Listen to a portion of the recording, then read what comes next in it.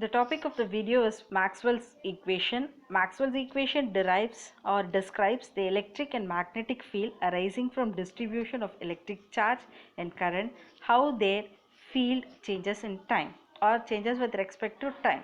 So your first Maxwell's equation is derived by using a Ampere circuit law, or it can be said it is based on your Ampere circuit law.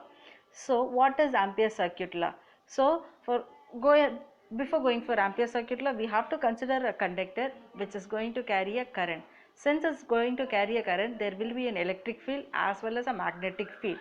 So your Ampere circuit law states the closed line integral of magnetic field vector is always equal to the total amount of scalar electric field enclosed within that path of any shape.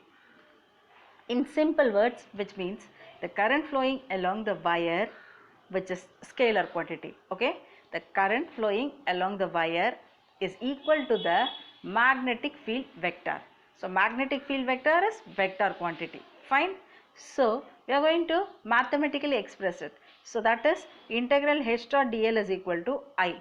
Your I constitute both your induction current as well as your displacement current, okay. So the current through your resistive elements constitute your induction current, and the current through your capacitive element constitute your displacement current.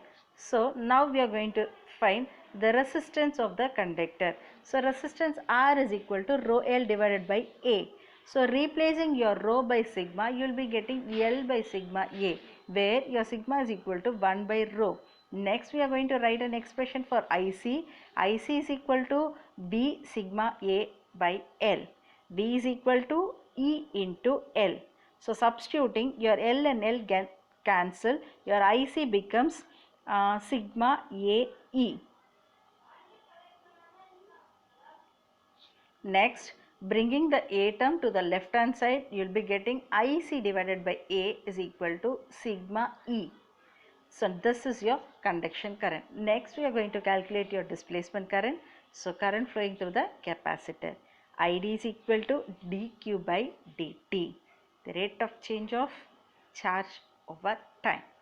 So Q is equal to C into V. So ID becomes C dV by dt. Next, substituting the value for C. C is equal to epsilon A by D. So your ID finally becomes epsilon A by D into dV by dt. V is equal to epsilon D. So final expressions, ID is equal to epsilon A dE by dt. Now bringing your A term to the left hand side, your expression becomes ID by A is equal to epsilon dE by dt. The entire term epsilon dE by dt is equal to dou D by dou T. Now we have expression change. Integral H dot dl is equal to double integral sigma E plus dou D by dou T into ds. So finally you are replacing your induction current and your displacement current. Your expression integral H dot dl is equal to double integral J plus dou D by dou T ds, which is nothing but your Maxwell's equation in integral form derived from Ampere's circuit law. And next we have to put it for your differential form. So for that we are going to take into consideration your Stokes theorem. So Stokes theorem states the surface integral of a curl of a function over any surface boundary, surface bounded by a closed path is equal to the line integral of particular vector function around that path. That is expressed as integral H dot dl is equal to surface integral del cross H ds. So comparing this equation with the previous equation, you will be getting a new equation, which is integral double integral del cross H ds is equal to double integral J plus dou D by dou T ds.